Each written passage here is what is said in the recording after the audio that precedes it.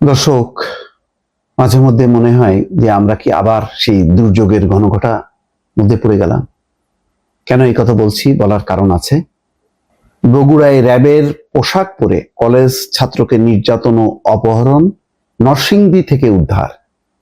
যেই ঘটনাগুলি আমরা আতঙ্কিত থাকতাম শেখ হাসিনার সময়, সেই ঘটনাগুলো কিন্তু ফিরে আসছে। কারা র্যাবের পোশাক পরলো? র্যাবকে নিয়ে এমনিতেই নানা সমস্যা। র্যাবকে বিলুপ্তি করার কথা বলছে পুলিশ সংস্কার কমিশন, বিএনপি একই কথা বলেছে। কিন্তু এখনো তো র্যাব আছে, থাকবে। কিন্তু র্যাবের পোশাক পরে ইতিমধ্যে যেই ঘটনাগুলো ঘটলো, আজকে যে খবরটা এসছে, সেটা খুবই আশঙ্কাজনক। র্যাবের পোশাক পরে, পুলিশের পোশাক পরে আসলে তারা র্যাবের নাকি পুলিশের, কে নির্ণয় করবে? কে তদন্ত করবে? সঠিক তদন্ত হবে কিনা? অনেকগুলো প্রশ্ন সামনে। দেখেন এখানে কি বলা হচ্ছে, বগুড়ায় গভীর রাতে এক কলেজ ছাত্রকে র্যাবের পোশাক পরা কয়েকজন ব্যক্তি মারধর করতে করতে তুলে নিয়ে যাচ্ছেন, এমন একটি ভিডিও সামাজিক যোগাযোগ মাধ্যমে ছড়িয়ে পড়েছে। গত শুক্রবার রাতে বগুড়ার আজিজুল হক কলেজ সংলগ্ন শহরের জহুরুল নগর এলাকায় ছাত্রাবাস থেকে ওই শিক্ষার্থীকে অপহরণ করে নিয়ে যাওয়া হয়। শনিবার ওই শিক্ষার্থীর পরিবারের কাছে 7 লাখ টাকা মুক্তিপণ দাবি করে অপহরণকারী চক্র। এই ঘটনায় থানায় মামলার পর মুক্তিপণের টাকা পাঠানোর ফাঁদ পেতে চক্রের এক নারী সদস্যকে নারায়ণগঞ্জের সিদ্ধিরগঞ্জ থেকে আটক করে পুলিশ।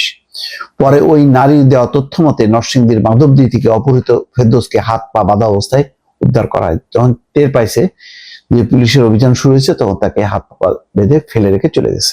নির্যাতনের শিকার ওই কলেজ ছাত্রের নাম ফেরদৌস সরকার, 23। তিনি বগুড়ার সরকারি শাহ সুলতান হক কলেজের স্নাতক শ্রেণীর শেষ বর্ষের ছাত্র।